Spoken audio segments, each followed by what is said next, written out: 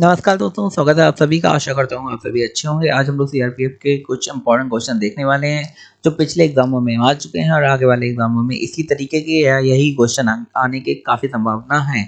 तो देखिए, अगर क्वेश्चन ऐसा दिया है कि अभी मैं समझा रहा हूँ, अगर ऐसा दिया है क्वेश्चन कि दिव्येंदु बरुआ किस खेल से संबंधित है, तो इससे समझ में आता है कि खेलों से संबंधित क्वेश्चन एग्जाम में आ रहे हैं। तो इन खेलों से संबंधित या जिससे भी संबंधित क्वेश्चन एग्जाम में आ रहा है, वो अगर आपको सारे देखने हैं तो हमारे चैनल को लाइक शेयर सब्सक्राइब जरूर कर लीजिए और बेल आइकन प्रेस कर दीजिए, जिससे आपका एक भी क्वेश्चन एग्जाम में ना छूटे और टाइम पे आप पूरा एग्जाम कंप्लीट कर पाए। चलिए स्टार्ट करते हैं बिना टाइम गवाए हुए। हमारा पहला क्वेश्चन है which sport Dibyendu Barua is associated.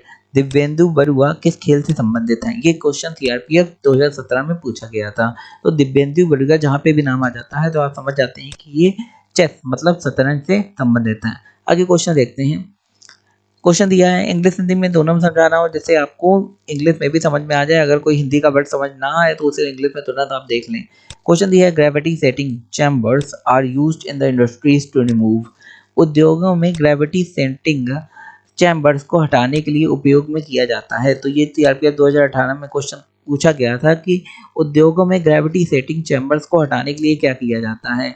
तो क्या कर SO2 का यूज़ किया जाता है या NO2 का यूज़ किया जाता है या CO2 का यूज़ किया जाता है या सस्पेंडेड पार्टिकुलर मैटर का यूज़ करता है। तो इसका सही आंसर है सस्पेंडेड पार्टिकुलेट मैटर का यूज़ करा जाता है। आगे क्वेश्चन देखते हैं हम लोग। क्वेश्चन दिया गया है how many total firing practice including day and night are there in the ARCF for trained soldier firing from 9 mm carbine. तो 9 mm कार्बाइन से प्रशिक्षित सैनिक फायरिंग के लिए ARCF में कुल कितने फायरिंग अभ्यास दिन और रात सहित होते हैं। मतलब इसमें ये पूछा गया है कि टोटल कितने अभ्यास करवाए जाते हैं उन सैनिकों को फायरिंग के लिए जो 9 mm कार्बाइन का जो 9 mm कार्बाइन से प्रशिक्षित होते हैं, मतलब सीखे हुए होते हैं। तो इसका सही आंसर है कि पांच अभ्यास दिन और रात सहित दोनों मिला के करवाए जाते हैं। आगे देखते हैं क्वेश्चन। क्वेश्चन दिया है how many types of sights are being used in X95 rifle. X95 rifle में कितने प्रकार के साइट का प्रयोग किया जाता है। तो X95 राइफल में 2 प्रकार के साइट का यूज करा जाता है। आगे देखते हैं क्वेश्चन। क्वेश्चन दिया हुआ है after how many paces hand will come down in the salute of the left और राइट। बाएं और दाएं की सलामी में हाथ कितने कदम चलने के बाद नीचे आएंगे। तो कितने कदम आप चलेंगे उसके बाद हाथ नीचे आएंगे जब आप सलामी देते हैं। तो इसका सही आंसर हो गया 4। आगे देखते हैं क्वेश्चन। क्वेश्चन दिया गया है कि निम्नलिखित में से कौन एक आरोही कर संरचना का प्रतिनिधित्व करता है। आरोही क्रम में कौन सी संरचना है। तो इसे बड़ी ध्यान से क्वेश्चन पढ़ेंगे तभी आप आंसर दे पाएंगे। पहला आंसर है सभी आय पर कर दी किस दर समान हो। अगर सभी आय जो भी आपकी आय है उस पर समान दर से कर लग रहा हो, या फिर आय बढ़ने पर कर की दर में वृद्धि होती है, या फिर आय बढ़ने पर कर की दर घटती है, या फिर प्रत्येक परिवार समान कर का भुगतान करता है, या फिर उपयुक्त में से कोई नहीं। तो इसमें कौन सा आपको आरोही आरोही माने क्या होता है, छोटे से बड़े क्रम में लग रहा है। तो पहली बात तो अगर सबसे नीचे से स्टार्ट करते हैं, सबसे कोई नहीं तो बिल्कुल नहीं होगा। तो आगे सेकंड नंबर देखते हैं प्रत्येक परिवार समान कर का भुगतान करता है। ये भी बिल्कुल गलत हो जाएगा क्योंकि कोई गरीब है कोई अमीर है, सब बराबर भुगतान नहीं कर सकते हैं। आय बढ़ने पर कर की दर घटती है, बिल्कुल गलत है। आय बढ़ने पर कर की दर तो बढ़ती है। आय बढ़ने पर कर की दर में वृद्धि होती है, ये सही होने के चांसेस हैं। लास्ट वाला फिर भी देख लेते हैं सभी आय पर कर की दर समान होती है, ये भी बिल्कुल गलत है। किसी की 25,000 सैलरी, किसी की 50,000 सैलरी है, तो आय की दर समान कैसे हो सकती है। तो हमारा ये वाला आंसर सही हो जाएगा कि आय बढ़ने पर कर की दर में वृद्धि होती है। वृद्धि माने किस क्रम में हो रही, आरोही क्रम में हो रही है कि आय बढ़ रही है और वृद्धि भी बढ़ रही है। तो ये छोटे से बड़े क्रम में जा रहा है। अगर 25,000 सैलरी है, 50,000 सैलरी होने पे आपकी आय के दर में वृद्धि होगी। आगे क्वेश्चन देखते हैं। क्वेश्चन दिया गया है रिजर्व बैंक द्वारा रुपए को चालू खाते में पूर्ण परिवर्तनीय कब घोषित किया गया। जो हमारा रिजर्व बैंक है उसने रुपए को चालू खाते में पूर्ण रूप से कब परिवर्तित किया या फिर घोषित किया। तो वो किया इसने 19 अगस्त 1994 में।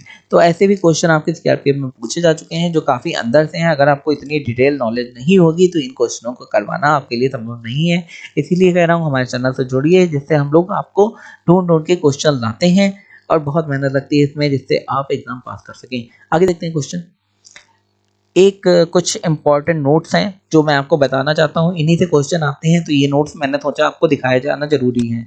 रोजगार से जनसंख्या अनुपात को एक अर्थव्यवस्था की कामकाजी आयु की जनसंख्या के अनुपात के रूप में परिभाषित किया गया है। रोजगार क्या होता है और जनसंख्या कितनी होती है। अगर मान लो 100 जनसंख्या है किसी गांव की और उसमें रोजगार का खाली 85 रोजगार है, तो उसका अनुपात क्या होगा कि दुगने हो जाएंगे भाई। जितने रोजगार लोग हैं उससे ज्यादा लोग हैं, जितने मतलब रोजगार हैं। आगे देखते हैं।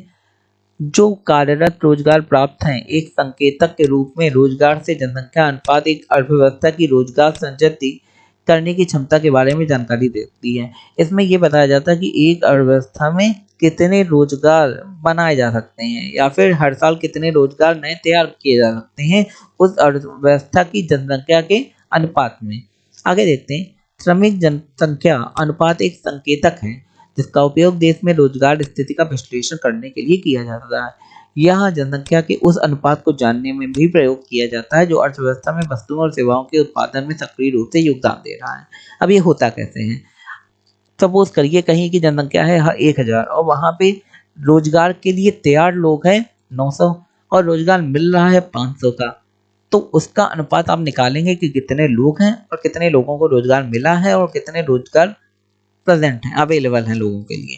तो इससे आपको पता चलेगा। उसके अलावा उत्पादन और सेवाओं में कैसे पता चलता है भाई कितने लोगों के पास रोजगार है। जिनके पास रोजगार है उनके पास पैसा होगा और पैसा होने के बावजूद वो सेवाएं ले रहे हैं, खरीद रहे हैं या फिर नहीं खरीद रहे हैं, इसका भी डेटा निकालते हैं, विश्लेषण करते हैं। तो इन्हीं से क्वेश्चन बनते हैं, अलग से क्वेश्चन नहीं आते। आगे एक क्वेश्चन देख लेते हैं। देश में रोजगार की स्थिति का विश्लेषण करने के लिए संकेतक का उपयोग किया जा सकता है। तो रोजगार सूचकांक का यूज करते हैं या फिर सकल कार्य अनुपात का यूज करते हैं या श्रमिक जनसंख्या अनुपात का यूज करता है या फिर श्रमिक रोजगार अनुपात का यूज करते हैं या फिर उपयोग में से कोई नहीं। तो सिंपल सा बात है, यहाँ पे उपयोग में से कोई नहीं तो गलत हो जाएगा। रोजगार सूचकांक नहीं, सकल कार्य अनुपात नहीं। मैंने क्या बताया था, मैंने ऊपर बताया था जनसंख्या और वहां पे जितना रोजगार होता है उससे संबंधित अनुपात निकालते हैं विश्लेषण करने के लिए कि कितने लोगों को रोजगार मिला है। तो यहाँ पे क्या हो जाएगा, श्रमिक रोजगार अनुपात, ना कि श्रमिक जनसंख्या अनुपात, क्योंकि हम लोगों को रोजगार निकालना है। तो दोस्तों अगर आपको हमारा वीडियो अच्छा लगा, काम पसंद आया तो हमारे चैनल को लाइक शेयर सब्सक्राइब जरूर कर दें और हमारे बेल आइकन को जरूर दबाएं। धन्यवाद।